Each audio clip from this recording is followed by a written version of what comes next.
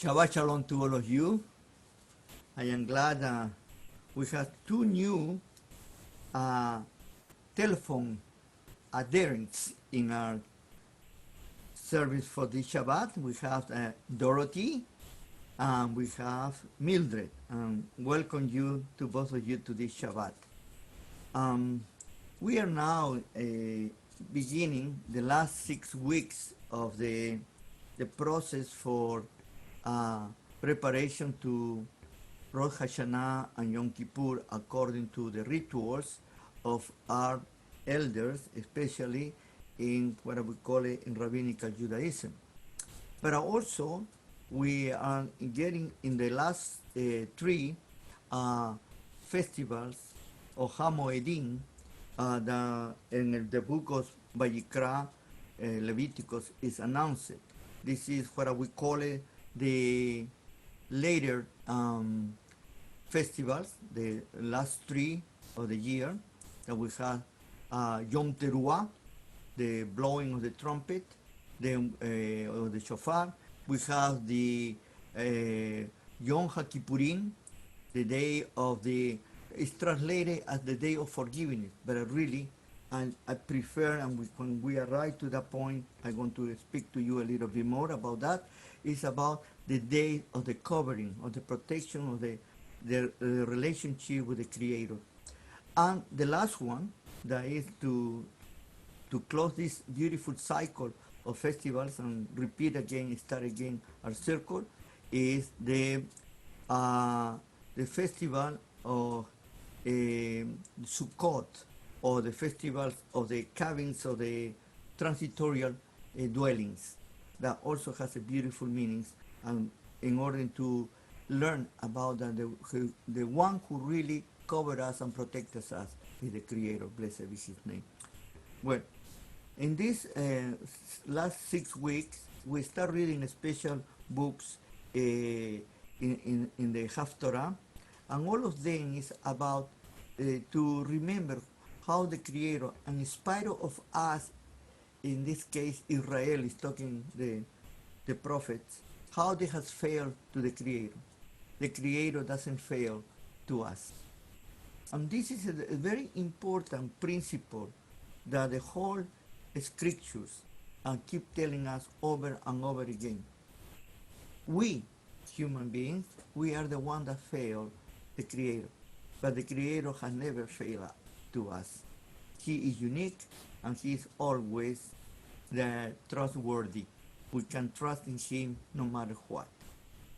This portion that we are getting into is one of the favorites of my own father, blessed be his memory, and he used to tell me since I was very little, I will never forget his word, Tzedek, Tzedek, Tirdof.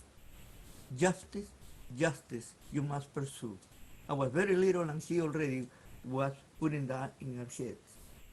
You know, if you have been born in a Jewish environment, one of the things that we have very almost inside our heads is about this sense of justice. We are looking for justice, for fairness, for we are always fighting for the underdog, you know, and we are always looking that everybody will be treated equally and in the same way. Doesn't mean that we don't have our failures, but that is in our DNA. We are almost written in our neshama. Tzedek, Tzedek Tirdof. Wherever we go, we are trying to look for fairness. In this portion called Shoftim, Judges, it's going to start with a word that we need to find judges and officers, Shoftim veShotrim. Now, the word Shotrim can be translated in many different ways. Sometimes it's translated as officers, another way is translated as policemen, another way is translated as leaders, people who has some kind of responsibility in the community. And listen carefully, we say, you shall appoint for yourself you know, in all your gates that the Lord your God give you, and they shall judge the people with righteousness, judgment, with righteous judgment. The truth of the matter is that the judges and the leaders of our community, they need to come from us. They cannot be outsiders. Why? This is a very important idea that the Torah is giving to us. Because it needs to be one of us.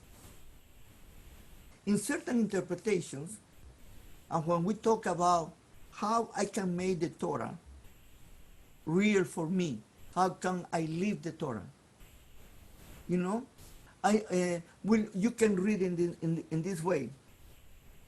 You need to appoint your own judge and your own officer for yourself in the doors of your city. According to our rabbis, each one of us, we have 7 gates. 2 eyes, 2 nostrils, 2 ears, and 1 mouth. And then we need to put judges and officers around us to keep us always in the right way, you know, to protect what we hear, to protect what we see, what we smell, and what we say. No? Then start with us. And we need to appoint somebody who knows us very well. And who knows us very well? Ourselves. If we are honest with ourselves. This is a very interesting idea that our rabbis tell us about how we can appropriate the principle of the Torah in our lives. Saying that also needs to be somebody among ourselves. That means that somebody who really knows us and knows our community. Cannot be a foreigner, cannot be an outsider, because needs to be somebody who is inside and needs to judge with righteousness. Today, this portion is very special for what we are seeing right now around the world.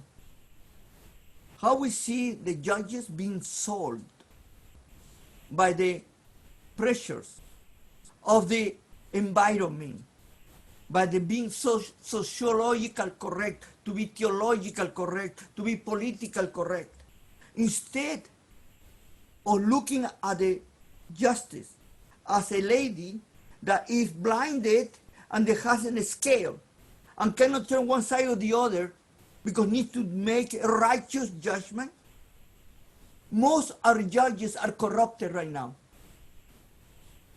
And you know, it's interesting enough, in the Torah and in the Tanakh, the term judge is equivalent to the term Elohim.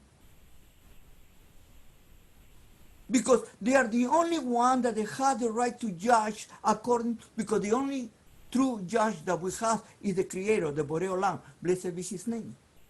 Then when the judge is given this job, he needs to take it very serious. I cannot make, and here I'm going to explain, I need to be careful not to be bribed, because my wisdom is going to be confused. I cannot look at the person who is rich or is poor. Because he's rich, I'm going to give you all the possibilities to hear him. Or because he is poor and my heart is going to be broken, I'm going to be more sympathetic because he's poor. No. Justice needs to be right, righteous. Not from one side, not to the other side. And then he say, they tell us that if we are witness of something, there cannot be only one witness. If you read very carefully there, they say cannot be one echad. Need to be 2 or more, or 3. Why no? Why not 1? Because that one could be prejudice. That one maybe can have something against the person. No, and it's interesting because use the word ehad, and you know that that word has been misused and mistranslated in other terms, in other theological. They say that multiple, the multiple unit. How you want to have one ehad witness? It's multiple. Maybe it has two heads. I don't know. This is why it's so important sometimes to read the scripture for what they say, not for what do we interpret sometimes. And this is another issue. All of us, we are judges, we want it or not. And being judges, listen carefully, we have the capability to interpret the scriptures according to our own ways. And that could give us the wrong direction. This is the reason that we need to be part of the community and to be in the community to balance each other, to understand each other. I am not the only one that has the whole truth. I am not the only one that knows everything. But we need to help among each other. The other thing about is interesting is that you have Shoftim and Shoftim.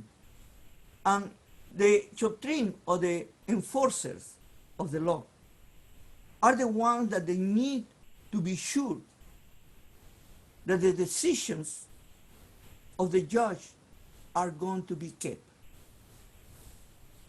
I want to give you an idea about jurisprudence that we have today in our lives. We have a system that we have inherited. In my humble opinion, it's very bad. And what it is the precedent is more important than the law. What I mean with this, we have different cases in court, and one judge decided one way, then the other judge decided another way, the other judge decided another way. And what they do is they accumulate those decisions. And those decisions make it a law in itself. To the point that the basic law is totally destroyed or disseminated, annulled, because of the decisions of the judges. And what the Torah teaches is that every decision is for every case. But you cannot borrow that decision to another case. Because every judge needs to decide a case according to the merits of the case. But what happens if somebody, for example, kills somebody in self-defense, and comes another case and they say, well, it's very similar. Then he was let it go, this one, because also it's very similar, also goes, because self-defense. But what about the merits of the case? What about what the person did, what the person killed, what the person did certain things? Maybe he was not defending, but he was reacting to a passion situation. Constantly, we need to be careful about how make a decision. And this is one more subtle, but I would like to mention to you about us as judges. Because we want it or not, we become judges in our own place. What about if we have heard something from somebody else? And we immediately accept what we have heard from somebody, and we make a judgment without any corroboration, without any research, without any checking. Only because somebody said it. I will never ever forget this friend of mine, who is now in the presence of our Creator, blessed be him, that he used to say to me, if it's in the newspaper, it's true. And I had constantly argument with him. You go, whatever, came a Martian, oh, it's in the newspaper. It's true. I believe anything because it's printed. And we need to be very careful what we read and what we hear. And this is to judge with righteousness. Righteousness comes also wisdom. There are three words that are very interesting. Chokhmah, Bina, and Yodea. And that's the group that there is an organization, a religious organization among the religious Orthodox Jews called Chabad, because they have the Chokhmah, the Bina, and the Le.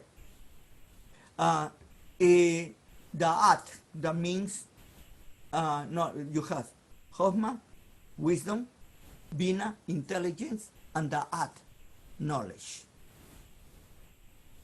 These are three things that the Creator has given to us to search and to look for true justice. Now, what happened when what the Creator has given us as the structure of the ordinance and the order that we need to live in, and we start making our own decisions in our own ways? And little by little, we are twisting the direction what the Creator has given to us. In mathematics, there is a theorem. They call it the theorem of Tomaszewski. He's a Polish mathematician. And the theory is very simple. He say that the parallels, they join in the universe, in the infinite, in the infinite. And if you see very far away, you see two lines, and you're going to see, look like our vision is going to see that they're coming together. Have you seen the horizon? At the end, you are in the sea, you see there is a separation. Suddenly, it's a separation, heaven and earth, and they're touching each other. It's all visual. But is real or no? And the answer is only visual, but it's not a real thing. And we need to be careful that we do not allow to be fooled by the appearances, but to looking for what is the truth. We are in a battle right now of ideas, in a battle of conscience too. We're in a world that is more important to accept what men did say than what the Creator say. We as men, we have created a new religion. But it's not a new one. It has been always there. What happened that we have made it popular? I call it humanism. And humanism basically is to enthrone ourselves, humans, as gods. If we have made man a god, to the point that we believe, that we don't need any longer a creator, because we are the only one that we decided for our future. We're the only ones. We have it right or wrong, but we do it for ourselves. We don't need a creator. We can do it for ourselves. And what happens when you do not look for input from others? When you isolate yourself, you start thinking that you are the center of the universe, and you are the only one that has all the answers. It's beautiful to see about the difference between biblical Judaism versus what I would call it the Western civilization. The two extremes, I call it. One is, in the Western civilization, the world exists for my benefit.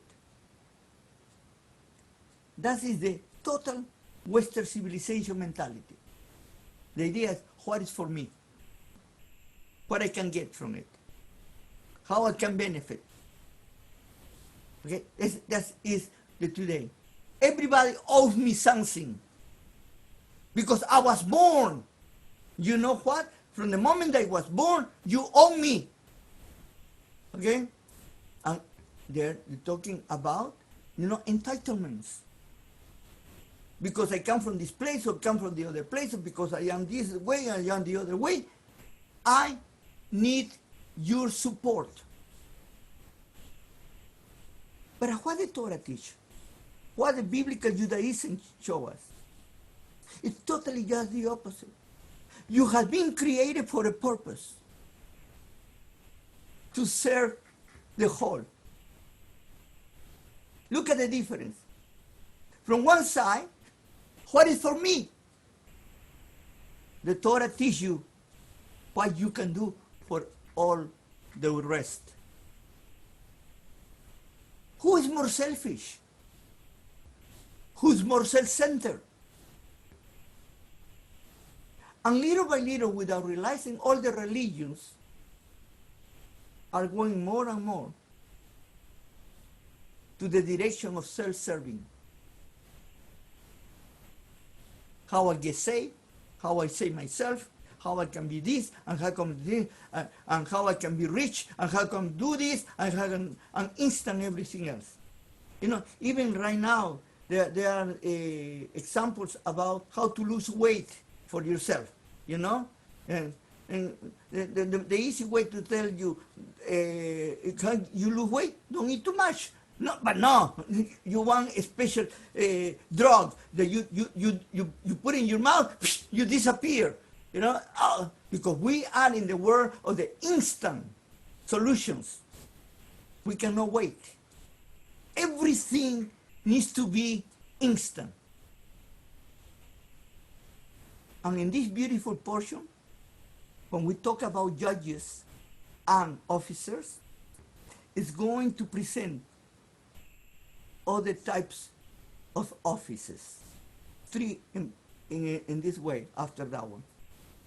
And this is, listen carefully. The first one that he's going to present is the kingship, the king. The second that he's going to present is the priest. And the third one that he's going to present is the Nabiin, or the prophets. If you put it together with the judges and the leaders, it's going to give you a presentation of an individual that is going to be like that. They're going to possess all these offices, and they call him Mashiach, the anointed one. In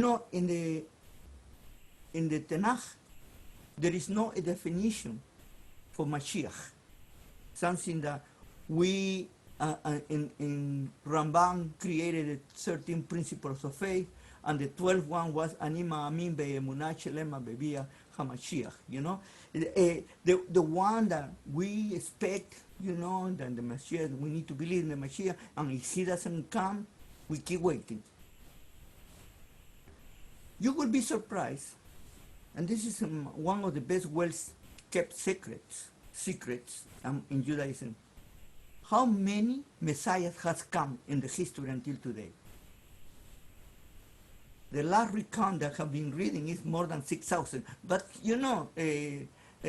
everybody's a Mashiach. And you have Mashiach for all the colors, all the races, and all the religions. By the way, Judaism is not the only one that has Mashiach. In case sometimes you are curious, you're going to find in other religions. Okay? But what is really the Mashiach represents in Judaism? Some people define it as a wishful thinking. As a desire of the people when they are going through a very difficult times, and they see that there is no hope for them, and they are asking for a savior. The prophets talk about that situations and mention and describe certain characteristics. But at the truth of the matter, we don't have a definition. We have certain interpolation that we can do in the scriptures, and we can find certain ideas. But one thing is certain, that the Tanakh is telling us that the Creator is always going to be with us, and when in the last moment that we think about it, He is going to send us help. But here there is a huge but. But meanwhile we are waiting. We cannot be crossing our arms, sitting there praying and asking, send me somebody from heaven. But we are prepared to start for the Tikkun Olam, the preparation of the welfare of the world. You know, this reminds me, I was very far away, but this is very interesting about waiting for something. I have told you this story, but many of you have not heard it before. Then I like it because make you give me the opportunity to change a little bit, to make it a little looser. One time I was with a friend of mine, and he said to me, could you help me? I want that you help me to pray. I said, to pray for what? I said, you know, I am looking for a wife.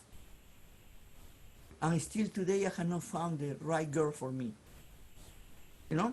And I say, do you know, and they have this, these people, they have this idea that you need to put yourself in a small room, get in that small room, dark room, and to pray very hard. And when you pray very hard, God will hear you. Then we sit down and I start with him almost 30 minutes. And he was, God, please send me a wife, send me the right one, send me the, please. And I was sweating because it was closed and no circulation of air or nothing. And I was keep all the time very dark and looking up. And after a half hour, I didn't see that God was sending a woman through the ceiling, you know. Maybe he was going to do a miracle. Finally, we finished praying. I was so sweaty now, and he was red, and he said, I hope that God heard my prayers, and that he sent me a woman, you know. And I look at him and I say, why do you need to ask God to send you a woman? Can you not go out and find a girl? You know, this is the problem that we have. That we are expecting that supposedly the Creator does everything for us. When the true reason that He has created us is for us to do.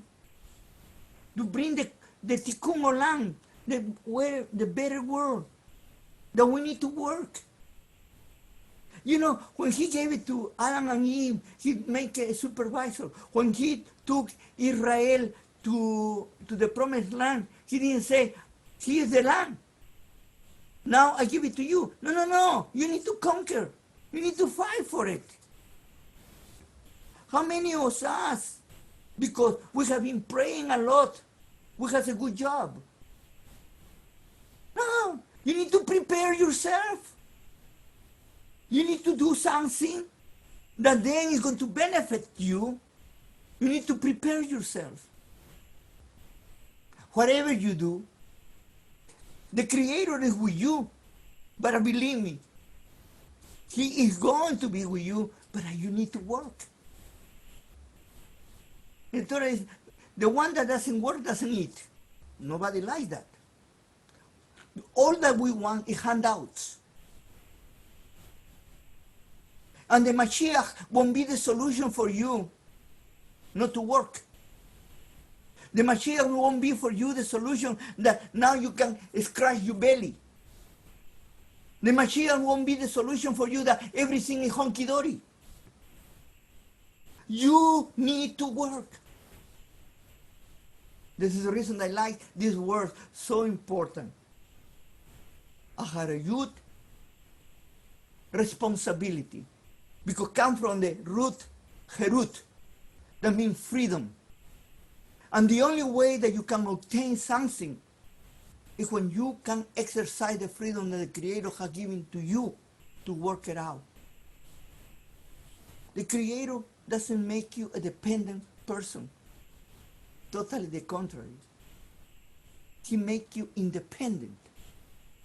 And for that reason, He gives you responsibility to do the things in the right way.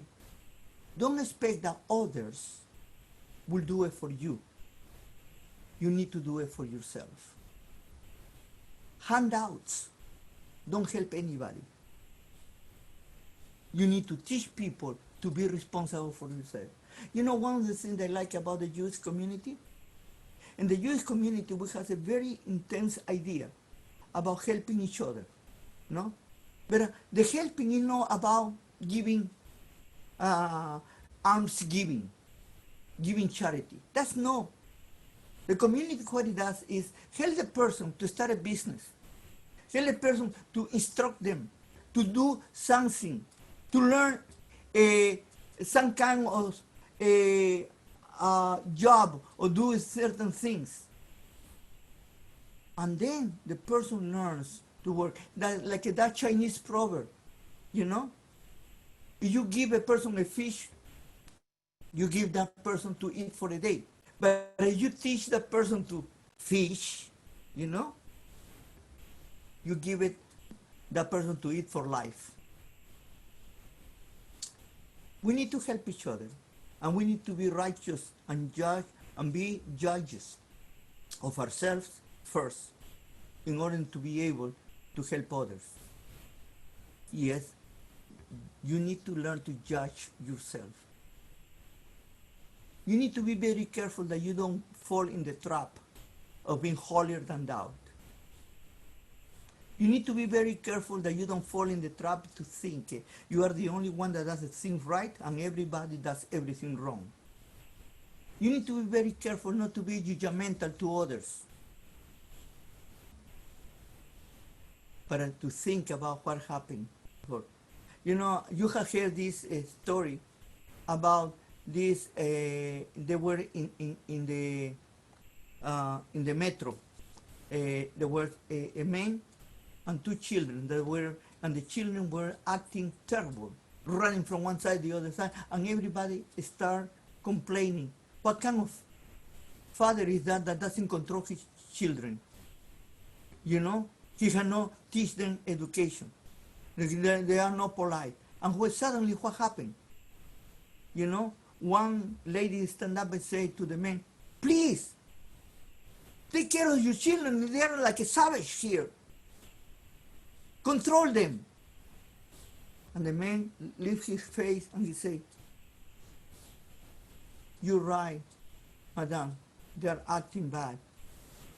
We just came back from the hospital and their mother has passed away. You know, sometimes it's very easy to judge others by appearances without knowing the reality what the other people are going through.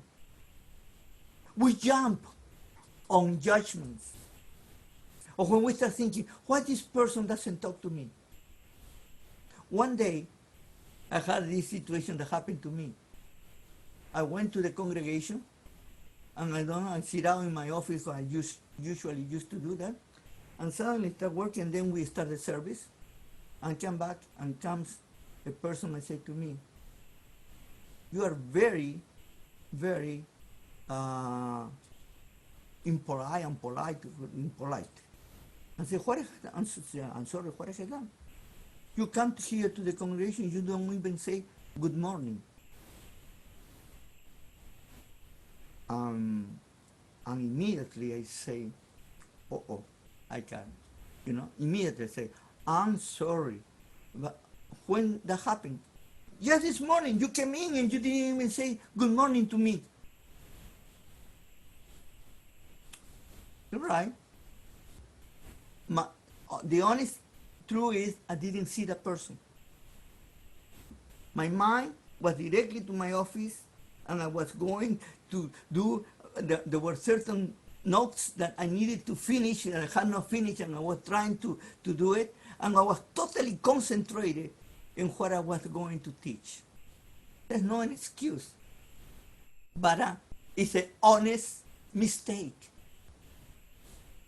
And I am not stuck up as this person thought. I didn't see it. And that was an honest mistake. Don't jump on conclusions until you know why certain things happen. We react very quickly and we judge others without even knowing what is happening. That is a righteous judgment. Check before you make any statement. And look, and don't wait for that from heaven open it and to give you the salvation. You need to work on yourself. This is how the Creator has given to us this freedom and this responsibility. Don't put the onus on others. Put it on yourself. It's very important that you learn to know yourself. Because learning to know yourself, then you can help others. Because if you have gone through certain situations, you can help others to go through the same situations. You cannot help somebody if you cannot help yourself first. You cannot be something good for somebody if you cannot be good for yourself. This is the reason that the beautiful statement that Yeshua said, love your God with all your mind, with all your plan, that's mentioning, and love your neighbor as yourself. Because the center is you. You are the center. And this is the reason that in biblical Judaism, we have been created to be Or Legoyim. We are the starting, we are the flashlight that we illuminate the dark corners. And nobody that is in a dark corner would like to be discovered. But our intention is not to judge. Our intention is to rescue. This is very different about to trying to punish others than to trying to rescue others. This is the reason that my father loved this portion. Tzedek, tzedek tirdof. Justice, justice you must pursue, always. When you see an injustice against somebody, don't get with your arms crossed and be a spectator. Act. Present yourself. Speak. Like in Mishlei, in Proverbs 31, 8 and 9. Open your mouth for those who cannot speak for themselves. Open your mouth for those that they cannot defend themselves. They are too weak. You are the one that the Creator has put there for these people that cannot help themselves. This is the message for this Shabbat. It's a Shabbat on which we need to prepare ourselves now for the time of Yom Teruah, Yom Kippurim, and Sukkot. This is the time, in reality, that we need to, what we say, look at ourselves. Not look at the neighbor. No, Yeshua say, don't look that little thing that is in the eye of your neighbor. Look at the big log that you have in your own eye. It's time, this is time of preparation for all of us, for searching ourselves and look within yourself. And my favorite Psalm 139, 23 and 24. Search me, O God, and look within me, and see if there is anything that it is a blocking, is a stuck, is something that doesn't allow me to have a relationship with you that I am doing. Show me. In that way, I can see it, I can take it away, and I can go directly through you. Because sometimes we ourselves, we don't see the thing that we are doing, that obstacle to have a relationship with the Creator. Thank you so much. Have a wonderful Shabbat. Shabbat Shalom to all of you.